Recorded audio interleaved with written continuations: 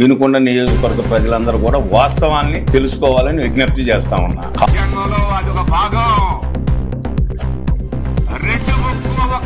మన రాజ్యాంగంలో ఒక భాగం, మన కూటమి ప్రభుత్వంలో అదొక భాగం అని చెప్పి వాళ్ళని ఆ విధమైనటువంటి చిత్రహింస పెట్టి వాళ్ళనే కొట్టి వాళ్ళ మీదే కేసులు పెట్టి వాళ్ళనే 307 పెట్టి వాళ్ళనే వాళ్ళ తండ్రి ముందునే ఇలా చేస్తే వాళ్ళ తండ్రి చనిపోతే ఇదే నీ రెడ్ బుక్. ఆరుమంచిలో జరిగినటువంటి వాస్తవాలు ఏమిటనే దాన్ని కప్పిపుచ్చుతూ మాజీ శాసనసభ్యులు బ్రహ్మనాయుడు గారు రకరకాల కథనాలు అల్లుతా ఉన్నారు. వాస్తవం ఏందా అంటే ఏలుకోపోరా ఆంజనేయులు, నీ ఇష్టం వచ్చిందే ఏలుకో అని చెప్తుంటే నాకు లోకేష్ గారు ఉన్నాడని మీ ఇష్టం అయినట్టు మీరు చేస్తున్నారు. ఆయన ఇష్టం వచ్చిన ఇప్పుడు వినాయక చవితి అనేది నియోజకవర్గం మొత్తం కూడా చేసుకుంటా ఉన్నాం. అందులో భాగంగా కారుమంచిలో కూడా 2 వర్గాలు చేసుకుంటా ఉన్నాయి. ఆ వర్గాలు కాకపోతే వైసీపీ అని ఒక ముఠ అంటారు, లేకపోతే టీడీపీ అని ఒక ముఠ అంటారు.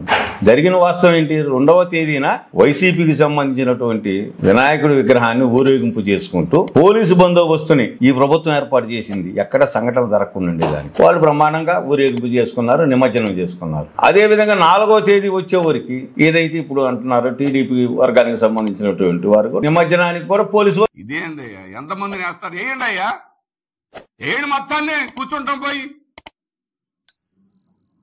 ఎంతకంటే ఏం చేస్తారు? కొడతారు మీరు పోలీస్ స్టేషన్లో, కొట్టండి. చంపుతారు, చంపండి. ఎంతమందిని చంపుతారు?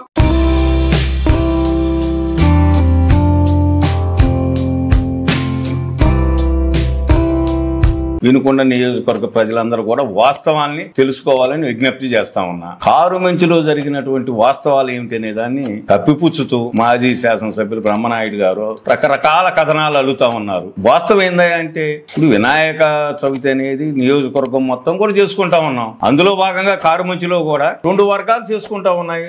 ఆ వర్గాలు కాకపోతే వైసీపీ అని ఒక ముఠ అంటారు, లేకపోతే టీడీపీ అని ఒక ముఠ అంటారు.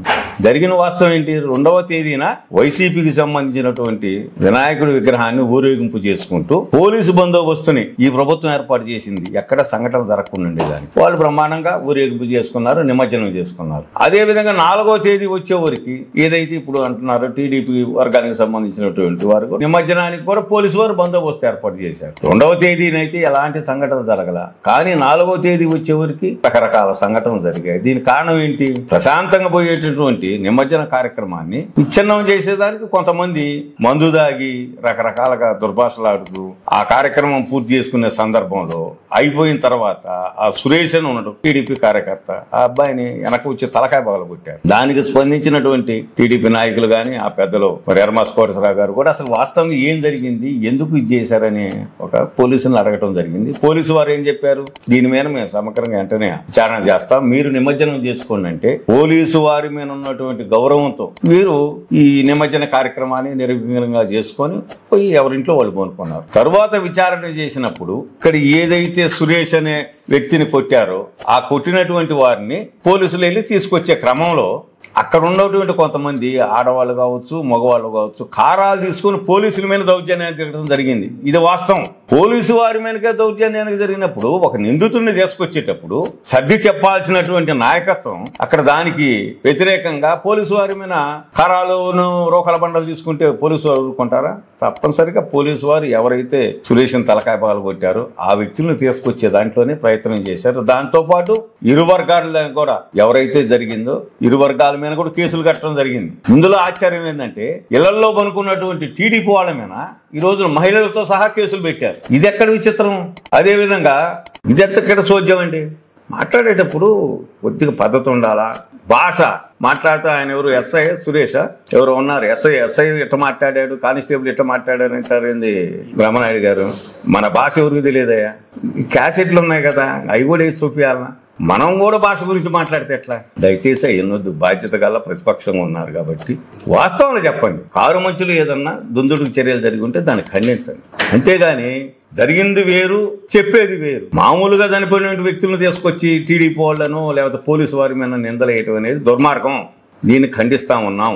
దాని మీద ఏ విధమైన విచారణ జరిగినా మాకు ఎటువంటి అభ్యంతరం లేదు. దయచేసి వాస్తవాలను మాట్లాడండి. గతంలో జరిగిన దాని మీద ఈ రోజుకు మాట్లాడటంలా మేము దాన్ని ఫోటోలతో సహా చెప్తా ఉన్నాం. తలకాయలు పోయి కళ్ళు పోయి కాళ్ళు పోయి ఇన్ని జరిగితే 15 రోజులు జైల్లో పెడితే ఆ రోజు నీ అధికార దుర్వినియోగం కాదా?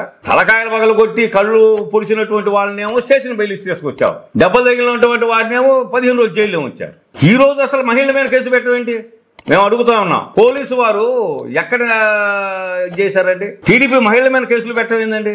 ఎంత దుర్మార్గం ఇది! దీన్ని మేము ఖండిస్తున్నాం. నిష్పక్షపాతంగా కారుమంచులో జరిగినటువంటిది ఏదన్నా ఉన్నట్టయితే విచారణ జరపండి, అంతే తప్ప మేము ప్రైవేట్ కేసులు వేస్తాం అని మీరు పోలీసుల్ని బెదిరించే విధంగా మాట్లాడటం అనేది కరెక్ట్ కాదు. వేసుకోండి ప్రైవేట్ కేసులు, తప్పేముంది? ఈ విధంగా వేసుకోవడం తెలుసుకుంటే మరి గతం నుంచి కూడా చాలా ఉన్నాయి, అన్నీ వేస్తారు. కళ్ళు పోయినటువంటి వాళ్ళు, తలకాయలు పగిలినటువంటి వాళ్ళు, ఇవన్నీ కూడా చాలా కేసులు ఉన్నాయి. పోలీస్ స్టేషన్ నుంచి ముద్దాయిని తీసుకెళ్లి గ్రామాల్లో వదిలిపెట్టి మేసం మీద చేతులు ఇస్తే అది సభ్యత కాదు కదా. ఇది ఎవరికి తెలియదు? ఇది వాస్తవం కాదా?